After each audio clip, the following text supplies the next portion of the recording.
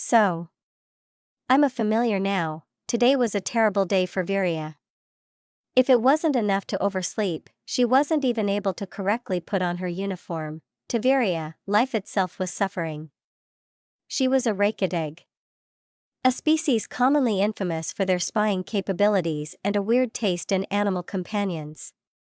For example, the iduwu bird. Also a great spy, because of its soundless movement in the air and mimicry, which allowed it to fade from the eyes easily. Further despised by other species for its weird features, like its 4 fingers on one leg, or its 4 wings, which were flapping uncoordinated, catching all the airflow it could to save energy. This kind of bird was systematically exterminated in almost all parts of the known world. Except a few kingdoms in the southwest and maybe some of the more mountainous regions, you won't find this bird outside a tamer's hand. This castle was no exception. If even one member of staff saw the iduwu bird, they would not ask if it was a tamed bird or not. It would be terminated. Which is why Viria hid her pet iduwu named Agnana in the forest of mushrooms. A cheery place for her to be in with not a lot of predators. Due to a local fairy tale, people did not go in there, which further decreased the chances of Agnana being spotted. She knew that this fairy tale was being spread out by the royal family, as they had vast storages of gold and rare materials hidden somewhere in there.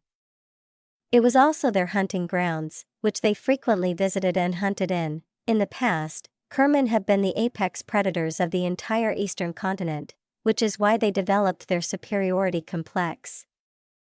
And of all the kinds on the eastern continent, they hold most of their contempt against her kind, the Reykjavik, which were almost a perfect counter to the Kerman.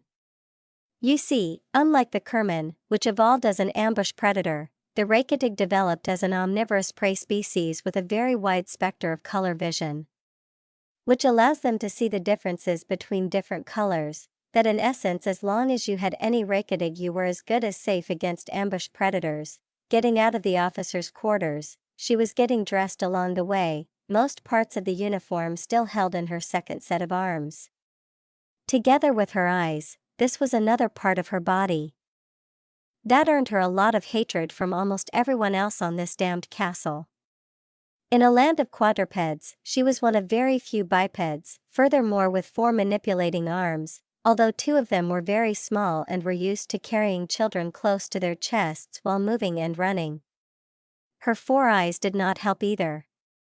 With one pair being positioned on the sides of her scaled head and the other one staring to the front for depth perception, she was often a target of pranks and other unfortunate accidents. Call it a once-in-a-month event would be a lie, as this kept happening almost every other day. Thankfully, the personnel was already used to this, so they paid little to no attention to a half-naked officer of insignificant species running past them in a hurry. Daria's position was a guard and an assistant of her royal princess from the mighty kingdom of Snail, a land ruled by the race of Kerman. This was probably her biggest bane. Being a guard was bad enough, but an assistant to a person who hates you and your entire kind? A torture on its own. Standing 2 floors higher, Daria looked herself over one more time in an attempt of appearing as a proper guard of the royal princess should. Although she could not see any imperfections, she knew Princess will find them and throw them in her face. Knocking at the door, she heard a sullen voice of the night shift. Then, after the door partially opened, she could see a feathered head and a single unmovable eye through the gap. Thumping her chest in salute, she showed respect to her senior officer. This is bound to bring trouble, she thought, while mentally preparing for being yelled at, Officer Varia. Here to exchange with the night shift, oh. Finally. You took your time. Let me tell you. I almost thought you forgot about our sweet little princess and your duty of guarding her. Furthermore, I almost don't have time to prepare for. You did not hear that, such was the answer for her formal greeting.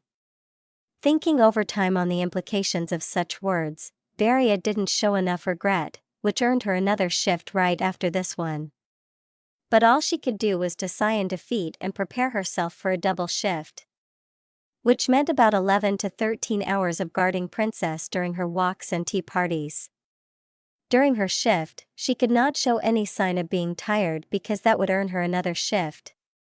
That one she physically could not endure, as she needed to sleep at least every 14 hours. Not very convenient in a place where day is split into 9-hour activity portions. Breathing in and steeling her resolve, she entered the chambers of the adult princess, where she was instantly bombarded by demands and curses. 6 hours later, it was the first time Viria could slow down and take a break from entering the chamber. The previous 6 hours were filled with activities like tightening the corset or finding out which set of clothes was cuter, after which the princess chose the set Viria didn't. Anyway, both the princess and Viria would gladly welcome a change of personnel. Loxer, an attendant, could do her job as good as her. Lupians or Nari just slightly worse.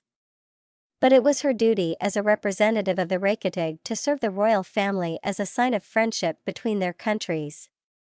An unfortunate necessity, but necessity nonetheless. Now she stood in front of one of the many doors to the bathhouse, in which the princess and her other, more aesthetically pleasing attendants were bathing. Upon arriving to the bathhouse, Viria was told to stand guard at this door, you pathetic furless biped, whose tail could not even grab anything.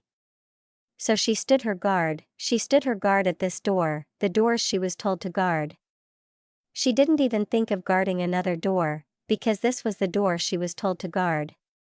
She guarded it even when the entire castle erupted in chaos and soldiers, various members of staff and other attendants walked past her, telling her that Crown Prince Canuter was thrown out of the window of his private chambers, and that all staff and attendants currently not on duty were to gather at the main plaza for investigation. Every time someone told her to come along, she politely declined, saying she was on duty of the royal Princess Narmalia. She knew what spell the royal family used for investigation, and she was glad she didn't have to go there. Unlike the other kingdoms, which almost all used the modern and safe spell of See Truth, the Kerman used View Memory, which allowed them to also alter the memory they saw. Being ordered by her superiors to come for investigations was one thing, but a royal order was a royal order. She was safe to decline, but Viria was wrong.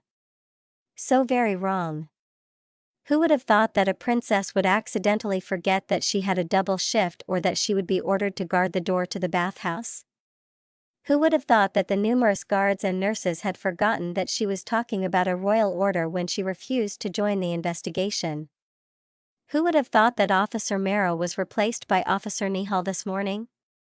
And finally, who would have thought that someone saw her on the same floor as the prince's chambers were, just about 10 minutes prior to the accident? The fact she did not take part in the investigation spoke in the eyes of the royal family for itself.